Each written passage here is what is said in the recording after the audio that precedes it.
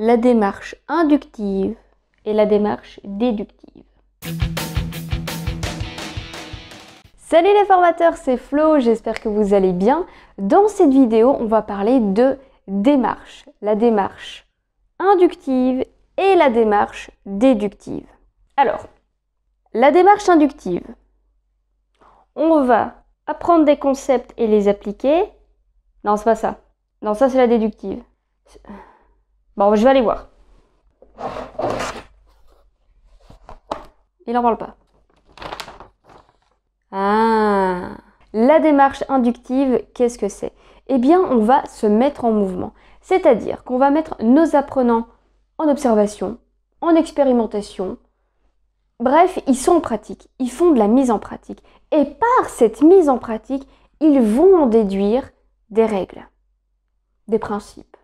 Alors que la démarche déductive, je vais expliquer des règles et puis on passe à la mise en pratique. Ben voilà, c'était tout simple. On va d'abord apprendre des principes de base et puis on va expérimenter. Par exemple, je montre à mes futurs formateurs comment créer un objectif SMART. Et pour ça, je leur explique qu'est-ce que ça veut dire SMART, spécifique, mesurable, adapté, réaliste dans le temps. Bon, je leur explique ce que ça veut dire et puis ils vont créer des objectifs.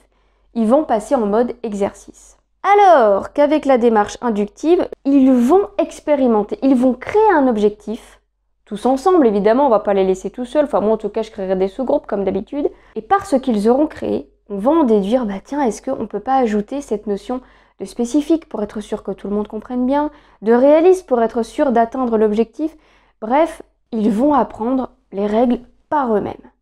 C'est pas mal ça, hein? Moi je l'aime bien celle-là. Comment ça se fait que t'aies rien retenu? Exemple concret, le dessin qui est derrière moi. C'est ma fille qui l'a fait. Si on parle de démarche inductive, ma fille va utiliser de la peinture rouge et de la peinture bleue et va se rendre compte qu'en mélangeant les deux couleurs, elle obtient du violet.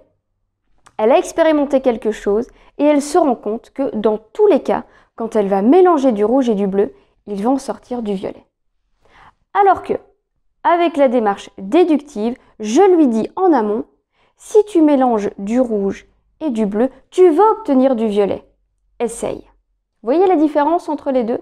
C'était un exemple très simple. Et j'en appelle à la simplicité. J'ai eu énormément de mal à retenir, et je ne la retiens toujours pas, la démarche inductive et la démarche déductive. À chaque fois, je dois mobiliser mon lobe préfrontal pour me souvenir de ce que je dois vous dire. Parce que pour moi, ce sont des termes qui ne veulent rien dire. Des méthodes, des démarches, des techniques. On s'en fout, c'est des mots.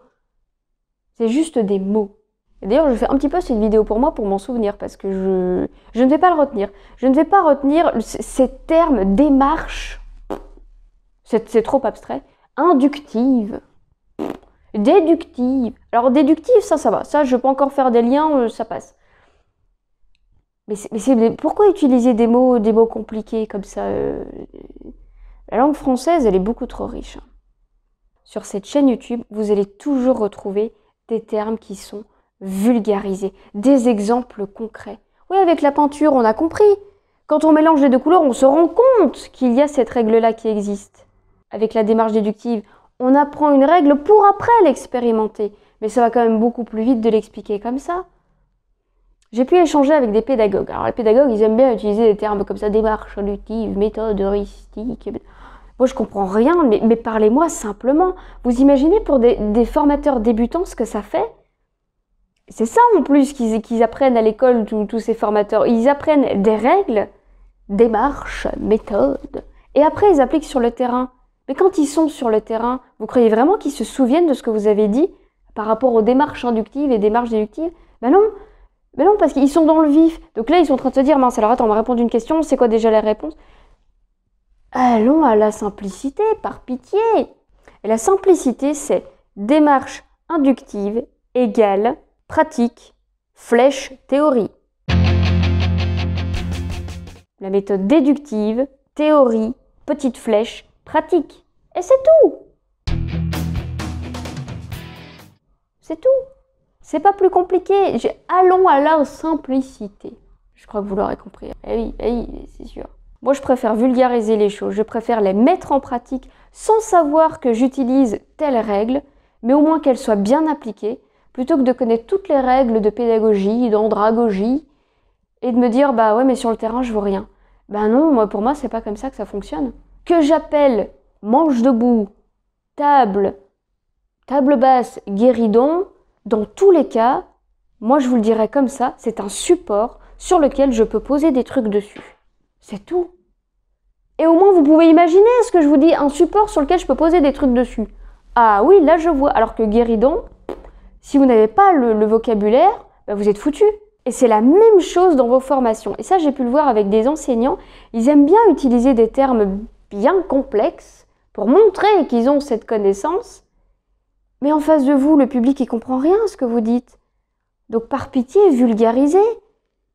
Pour que tout le monde comprenne. Pour que tout le monde puisse s'élever. Pour que tout le monde ait une connaissance supplémentaire. Le 24 janvier, c'était la journée internationale de l'éducation. Parce qu'il y a encore sur cette planète des personnes qui n'ont pas accès à l'éducation. Des enfants qui ne peuvent pas aller à l'école. Mais pour tous ceux qui vont à l'école, qui veulent aller à l'école, par pitié, laissez-les venir à l'école et ne les dégoûtez pas avec des termes aussi spécifiques. Pitié. C'est pas un crime de vulgariser, c'est pas un crime de simplifier les choses. Au contraire, ça rend accessible des choses, ça donne envie et ça motive beaucoup plus. Bien, merci d'avoir suivi cette vidéo. Merci pour vos commentaires, pour vos likes. Et moi, je vous retrouve la semaine prochaine pour une nouvelle vidéo.